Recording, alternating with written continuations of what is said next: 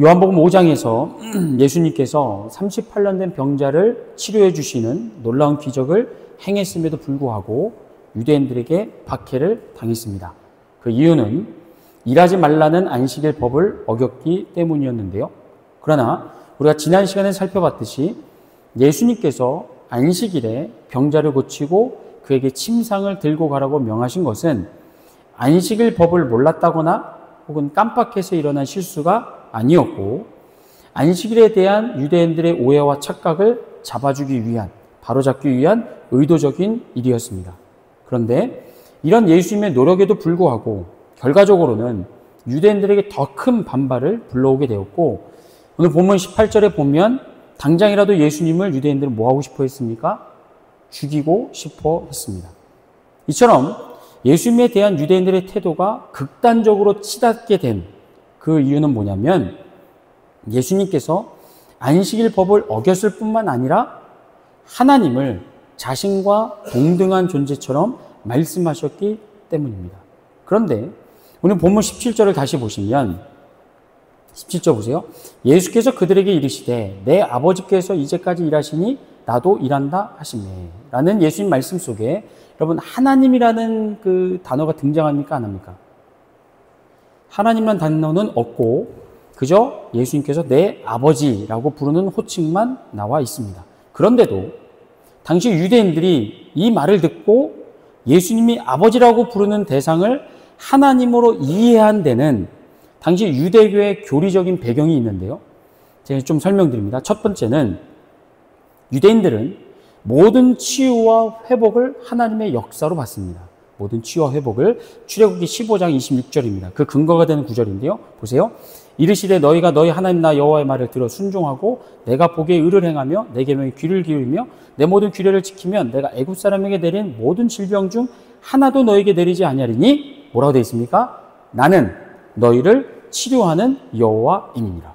이 말씀을 근거로 38년 된 병자를 하나님께서 치료해 주셨다는 사실은 유대인들 누구도 부인할 수가 없었습니다.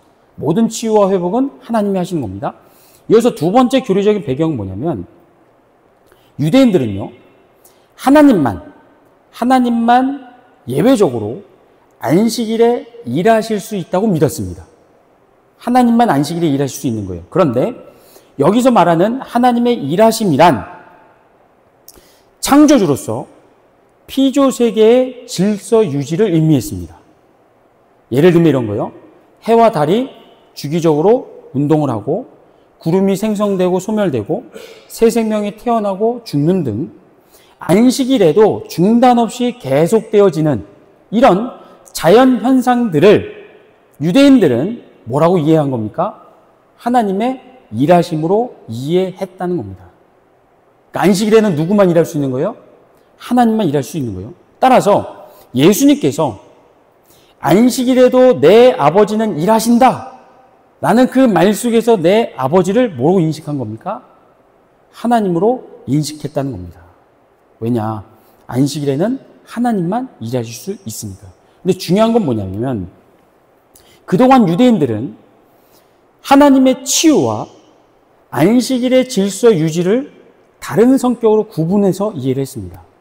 그래서 안식일에 하나님은 일하시지만 어떤 경제활동이나 개인의 치유와는 관련이 없다는 식으로, 자연현상과 개인의 치유와는 관련이 없다는 식으로 이해를 했다는 겁니다. 따라서 하나님이 안식일에 하지 않는 일을 피조물인 인간은 해서는 안 된다 라고 해서 안식일법을 만들었다는 겁니다. 그런데 요한복음 5장에서 예수님 때문에 이 두 교리가 충돌을 한 겁니다. 예수님께서 하나님만이 치료할 수 있는 38년 된 병자를 고쳐주셨는데 하필 그날이 안식일이었다는 거죠. 때문에 예수님의 치유의 능력을 하나님의 역사로 인정하면 하나님은 질서 유지 차원에서만 안식일에 일한다는 교리가 어긋나 버리는 거고요. 반대로 38년 된 병자의 회복을 하나님의 역사가 아니라고 한다면 출애굽기 15장 26절을 뭐 하는 겁니까? 부정하는 거가 되는 겁니다. 두 교리가 충돌하니까 유대인들이 매우 난처하게 되었다는 거죠. 그런데 이런 와중에 천만다행으로 예수님이 하신 말씀에서 돌파구를 찾게 됩니다. 그게 뭡니까? 창조주 하나님을 감히 인간 예수가 내 아버지라고 불렀다는 겁니다. 오늘 우리가 하나님을 아버지라고 부르고 찬양하는 건 당연한 거죠. 그러나 예수님 당시의 유대인들에게 있어서는 하나님을 아버지라고 부른다는 건 굉장히 불경스러운 표현이었습니다. 왜냐하면 이것도 역시 유대의 배경인데 유대인들에게 아버지와 아들은 하나였기 때문입니다. 둘의 이름이 다르고 살아온 환경이 다르고 결정적으로 아버지와 아들은 낳아준 부모가 달랐지만 그럼에도 존재적으로 유대인들에게 있어서 아버지와 아들은 하나였습니다. 이런 관점을 갖게 된 건 아브라함에게 하신 하나님의 약속 때문인데요. 창세기 12장에 보면 하나님께서 아브라함에게 뭘 약속하시죠? 땅과 자손을 약속하십니다. 그런데 여러분, 아브라함이 죽고 난 뒤에 그 하나님의 약속들이 어떻게 됩니까? 사라지거나 취소되지 않고 아브라함의 아들인 이삭에게로 계승이 됩니다. 그리고 이삭이 죽고 난 뒤에는 어떻게 되죠? 그의 아들 야곱에게, 그리고 야곱 이후에는 11번째 아들인 요셉에게 하나님의 약속은 계속해서 이어지게 됩니다. 다시 말해 하나님의 약속 안에서 아브라함과 이삭, 이삭과 야곱, 야곱과 요셉이 어떻게 되는 거예요? 하나로 연결이 된다는, 이걸 근거로 해서 유대인들은 아버지와 아들을 한 존재로 인식을 했다는 겁니다.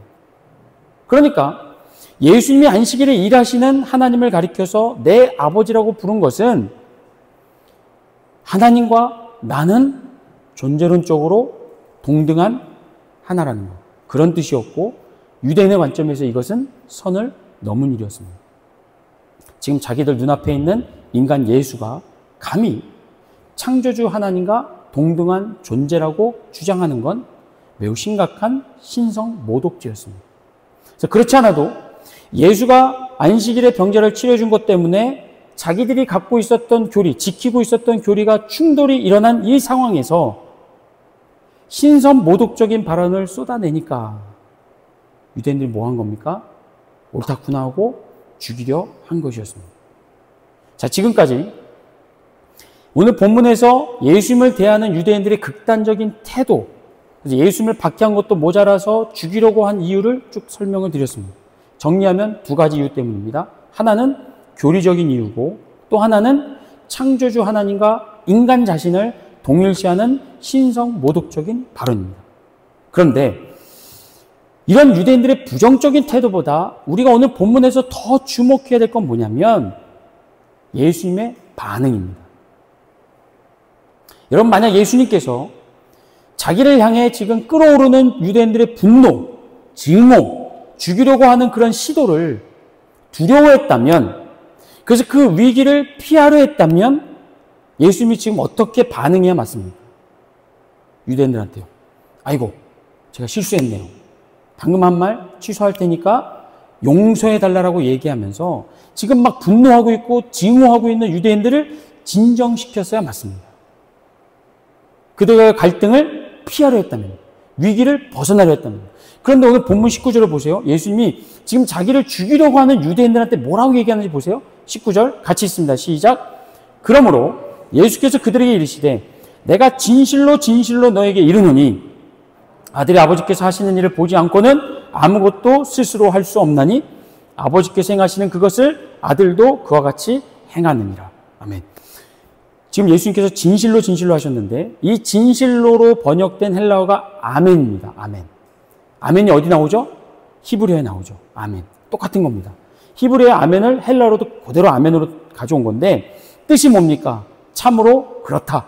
진정으로 확실하다라는 뜻이 아멘입니다. 그런데 지금 19절에서처럼 이 아멘이 두 번 연속으로 쓰일 경우에 아멘 아멘 하면 그게 무슨 뜻이 되냐면 하나님께서 친히 보증하신다는 뜻이 됩니다.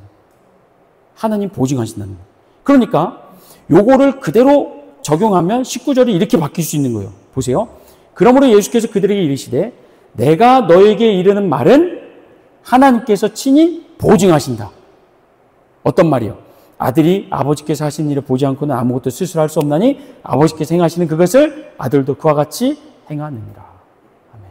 지금 예수님은요, 유대인들의 분노와 징후 앞에서 전혀 위축되지 않고 하나님을 여전히 아버지라고 부르면서 여기에 더하여 하나님께서 친히 내 말을 보증해 주면다고 하면서 지금 유대인들을 더 자극하고 있다는 거죠.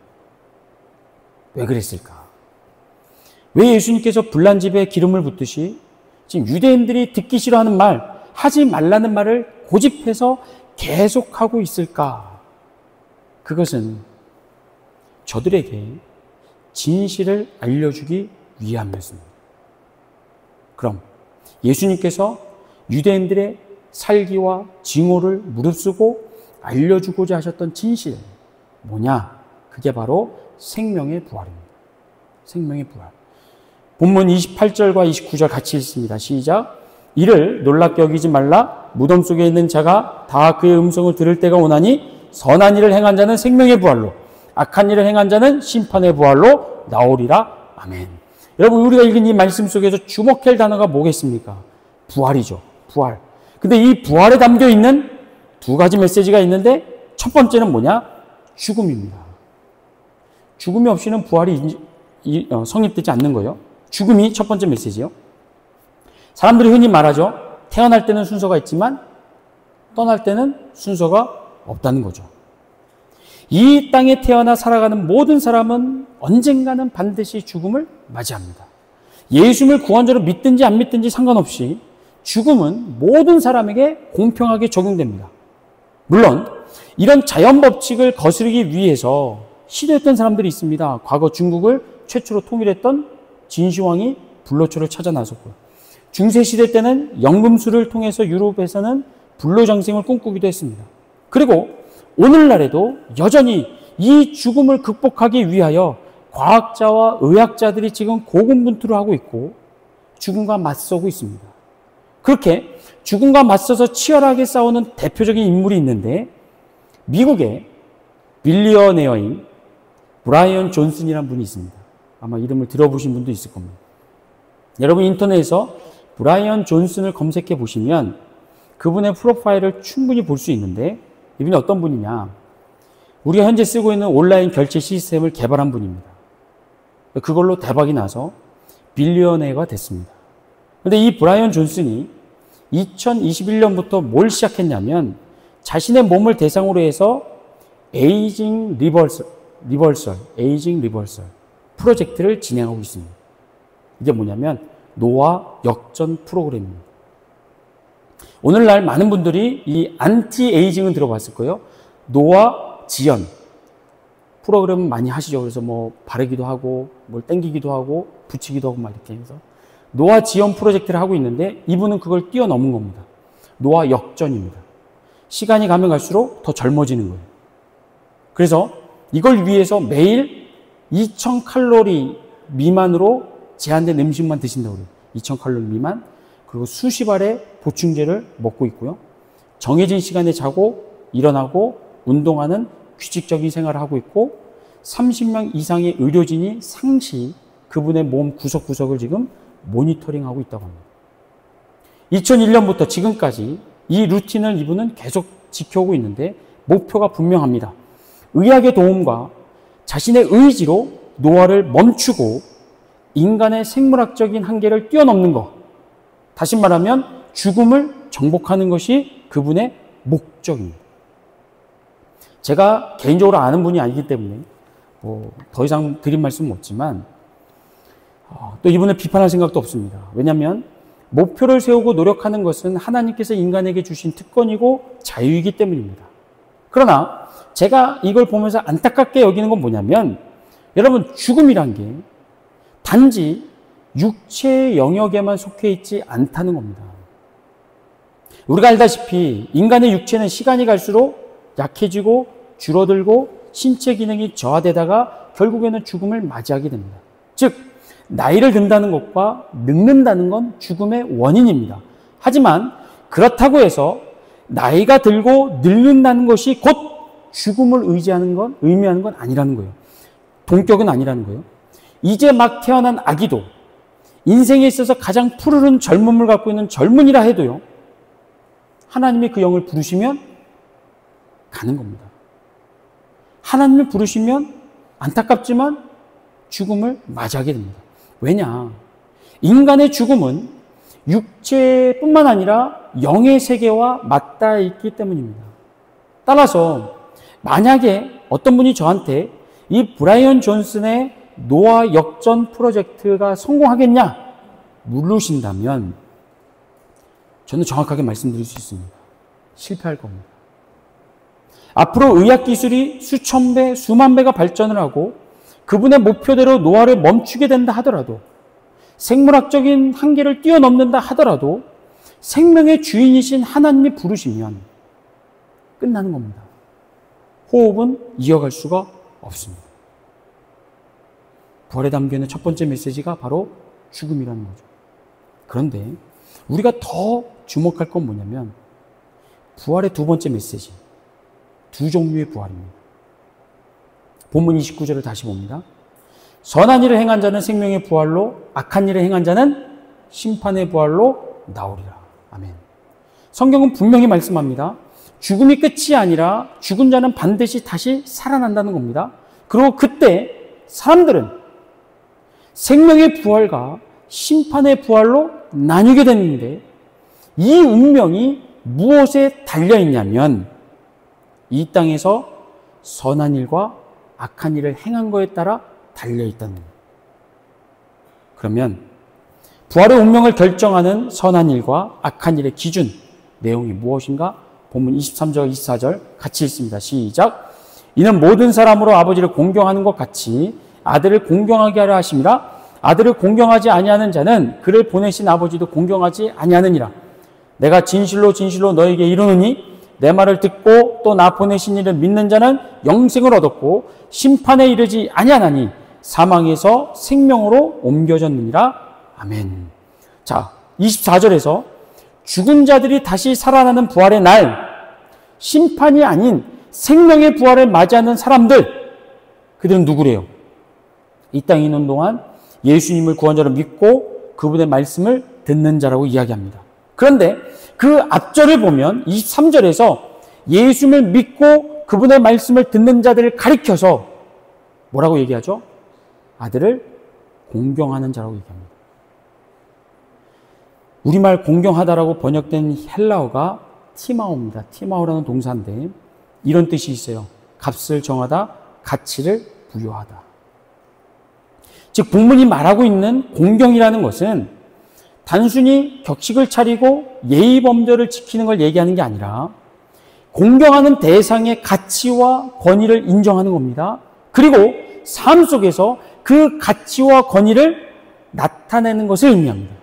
그게 공경하다는 의미입니다. 이에 대해서 요한복음 12장 26절이 우리에게 더 귀한 인사이트를 줍니다. 한번 보세요. 26절. 사람이 나를 섬기려면 나를 따르라. 나 있는 곳에 나를 섬기는 자도 거기 있으리니 사람이 나를 섬기면 내 아버지께서 그를 귀히 여기시리라. 아멘. 아들을 공경하는 것과 섬기는 것 같은 의미입니다. 다시 말해 예수님을 공경하여 그분의 가치와 권위를 삶 속에서 인정하고 나타내는 사람, 그 사람의 특징이 뭐라고요? 뭘 보고 이 사람이 예수님을 섬기는 자다, 예수님을 공경하는 자다라고 알 수 있답니까? 뭘 보고요? 요한복음 12장 26절에서 나 있는 곳에, 예수님이 어디에 계시든 무엇을 하시든 나를 섬기는 자도 어디 있다고요? 거기 있다는 겁니다. 예수님이 어떤 모습으로 어느 자리에 있든지 그 자리에 예수님과 함께 있는 사람이 예수님을 섬기는 자요, 공경하는 자라는 거죠. 그렇다면 오늘 본문에서 여러분 예수님 어디 계셨습니까? 예수님 어디 계셨죠? 유대인들에게 박수와 환호성을 받는 자리에 계시지 않았습니다. 무려 38년 된 병자를 치료해 주셨음에도 불구하고 하나님의 아들로 인정받지 못한 자리, 존경과 대접 대신에 박해를 받고 죽음의 위협을 받는 그 자리, 예수 그 자리에 계셨습니다. 그런데 왜 그 자리를 떠나지 않으셨나요? 저들에게 뭐 하기 위해서요? 자기를 핍박하고 자기를 죽이려 하는 자들에게 생명의 부활을 전하기 위해 예수님이 그 자리에 계셨다는 겁니다. 사랑하는 성도 여러분, 말씀을 정리합니다. 지금 오늘 본문에서 우리 이야기하고 있는 선한 일, 즉 예수님을 공경하고 섬기는 것은요, 우리가 이렇게 예배당에 모여서 찬양하고 경배하는 것만을 의미하지 않습니다. 우리가 매주일 예수님의 이름으로 모여서 예배하는 것은 생명의 부활이 약속된 선한 일의 전부나 마침이 아니라 이건 시작입니다. 영어로 치면 예고편에 지나지 않습니다. 왜냐? 우리가 1년 365일 하루 24시간을 예배당 안에 갇혀있지 않기 때문입니다. 오늘 우리가 예배를 마치면 어떻게 합니까? 우린 다 이 예배당을 떠나서 세상으로 나아갑니다. 그리고 그 세상 속에서 우리는 우리의 생의 대부분의 시간을 거기서 보냅니다. 거기서 삶을 영위합니다. 그러니 예수 믿고 구원받은 저와 여러분이 예배당 밖에서 인생의 대부분을 차지하는 가정에서, 일터에서, 사람들과의 관계 속에서 예수님을 공경하고 섬기지 않는다면, 그렇게 살다가 훗날 하나님 앞에 서는 그날에 선한 일을 행한 자라고 평가받기에 우린 부끄러울 수가 있습니다. 그렇다고 예배에 소홀히 하라는 말씀 절대 아닙니다. 예배 빠져도 된다는 말도 아닙니다. 비가 오는 날씨에도 이렇게 오신 분들 잘하신 겁니다. 대단한 겁니다. 그러나 여기서 멈추면 안 된다는 거죠. 예수님은 예배당 안에도 계시지만 밖에도 계십니다. 그것도 박수받고 칭찬받고 인정받는 자리가 아니라 조롱과 핍박받는 자리에도 예수님은 계십니다. 뭐 하기 위해서요? 예수님을 핍박하는 자들에게 생명의 부활을 전하기 위해서요. 그런데 성경은 말씀합니다. 나를 섬기는 자는 나 있는 데에 거기에 있다고. 그럼 우리가 있어야 될 자리는 어디에 있습니까? 예수님께서 핍박을 감수하고 생명의 부활을 전하는 그 자리입니다. 우리가 있어야 될 곳은 우리가 예수님을 공경하는 자고 섬기는 자라고 인정받기 위해서는 어디 있어야 됩니까? 예수님이 선포되는 자리, 생명의 부활의 주인으로 우리의 구원자로 선포되는 자리, 설사 그게 우리에게 억울함이 될 때가 있고 핍박이 되고 조롱이 된다 하더라도 그 자리가 우리가 있어야 될 자리입니다. 그 자리를 피하시면 훗날 하나님 앞에 갔을 때 착하고 충성된 종이라고 듣기에 부끄러울 수 있습니다. 그러니 오늘 저 여러분 모두가 다 예배를 마치고 이 예배당을 떠나 세상으로 나아갔을 때 예수님 어디 계시는지, 누구 앞에 계시는지 찾으시고 예수님 곁에 서 있기를 주의 이름으로 축복합니다. 그리고 예수님이 선포하고자 하시는 생명의 부활을 우리도 같이 전하실 수 있는, 그래서 하나님 앞에 서는 그날에 착하고 충성된 종이라 칭찬받으시는 여러분 되기를 주의 이름으로 축복합니다.